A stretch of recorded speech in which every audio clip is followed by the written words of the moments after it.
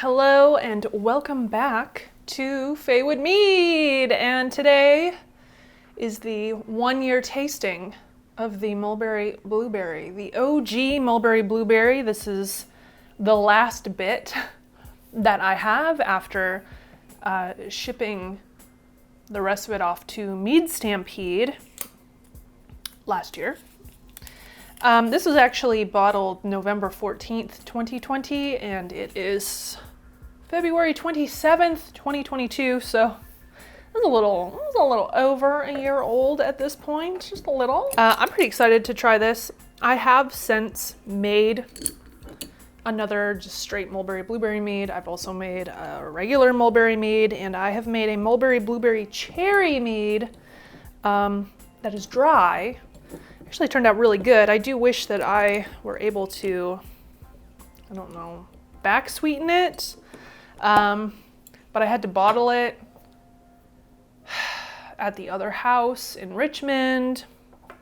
I didn't plan things very well, and yeah, I just kind of had to bottle it. The nose is nice on this now. Gee whiz, I remember the notes that I'd gotten from my mead from the competition. They said that there was kind of an off scent, but smelling it here smells pretty good. I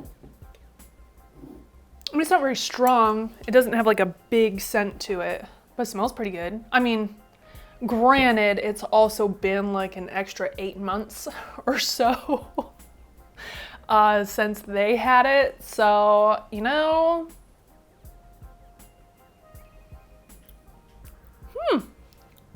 what do I think? What do I think of this? I do feel the alcohol burn. The alcohol is definitely still there. For sure. When I made this is when I wasn't stabilizing. I wasn't using any kind of additives. This is literally just honey mulberry blueberry. I think this is 14% or so. I'd have to double check. I'll put it on the screen. I'm pretty sure it's about 14 and a half maybe. It definitely sticks to the sides of the glass. It's got legs. It's definitely a bit stronger. I think mulberry is a stronger flavor than blueberry. I don't want to say the mulberry overpowered the blueberry, but it's just a stronger note. But they have melded quite well. I don't really know what to say about it. I feel like it's aged kind of like a wine, you know? Well, it is a wine, but like a grape wine. Mulberry Blueberry already has a wine-likeness about it. You can definitely taste the honey. I should say that. Honey is very present. Like, you can tell it's a mead for sure. It has aged nicely. It's, I don't know, it's kind of sophisticated. Because it's like, it's sweet, but it's not like a sweet wine. This is definitely something that you could drink with like meats, you know?